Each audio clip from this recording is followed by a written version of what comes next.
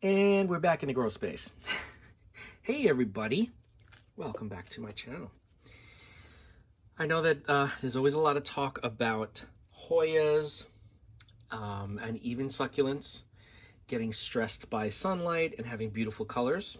Well, these are these are three different varieties that I have. I have a bunch more, but these are the ones I wanted to show you guys. Three different varieties of Aeschynanthus, which is the lipstick plant, which I've had on the channel before.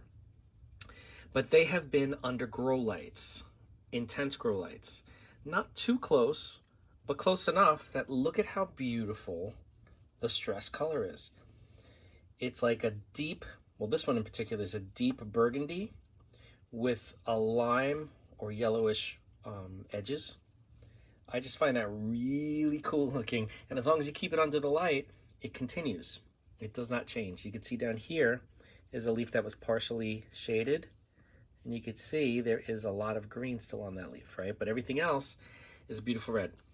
This is also going to get ready to bloom soon. I got some little cups starting to form for the flowers.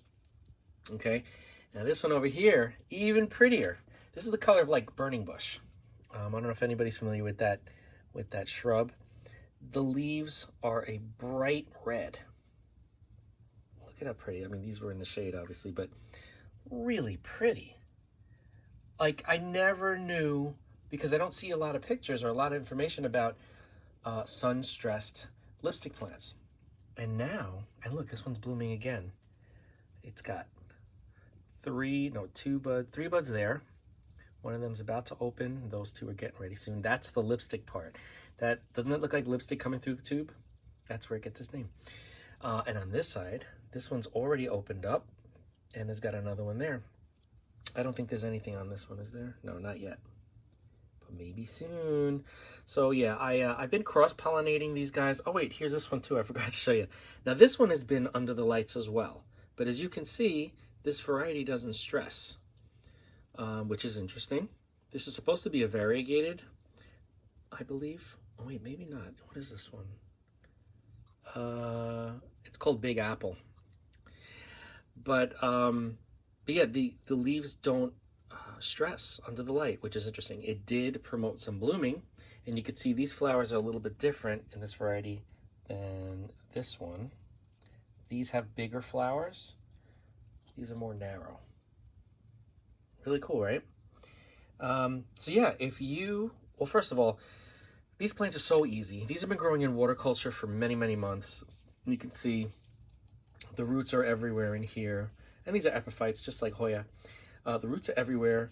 All I do is rinse it out, add maybe a little bit of orchid fertilizer once in a while, but not even regularly.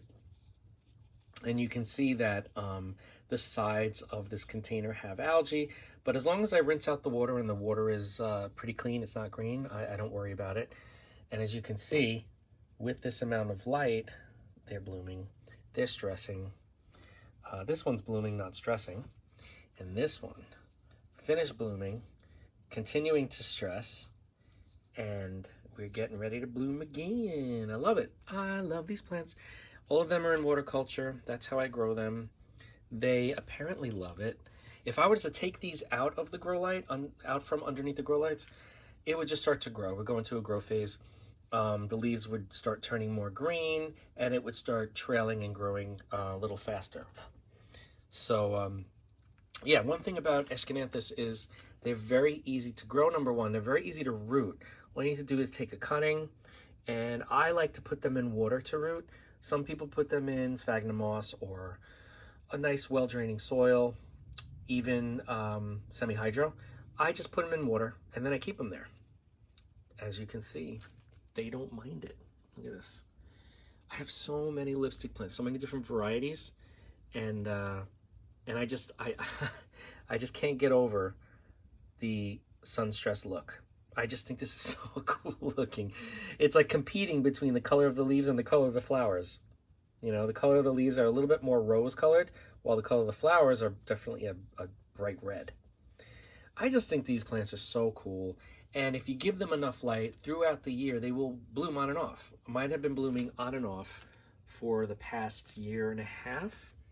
because I think I haven't had all of them for over a year, but a lot of them I have. And I know that keeping them in the light gets them to bloom, and under the really intense lights gets them to stress like this. So pretty. I just love these guys so much. And I'm so glad I have such a nice collection of them. Oh, I just broke the leaf. Oh man. See, I got too excited. The leaves are very, very firm because I guess they're in water, so there isn't a lot of flexibility there. So, oh, I feel horrible. I broke this leaf. Anyway, see, I got to calm down a little bit. I get too excited when it comes to plants. Anyway, yeah. So I have some lipstick plants in water, as you can see. I have some in semi-hydro, and I have some in acrylic yarn. They all do pretty much the same. They do fine. I just find them in water to be so much easier because I can forget about these for like a month, and hence all the algae. As you can see, it's like pretty gross in there.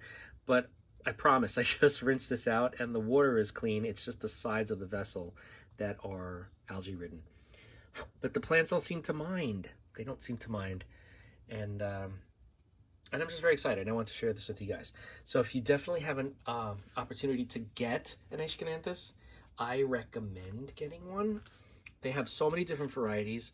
I'm also doing my own cross of the Black Pagoda, that one that has the really cool kind of variegated leaves.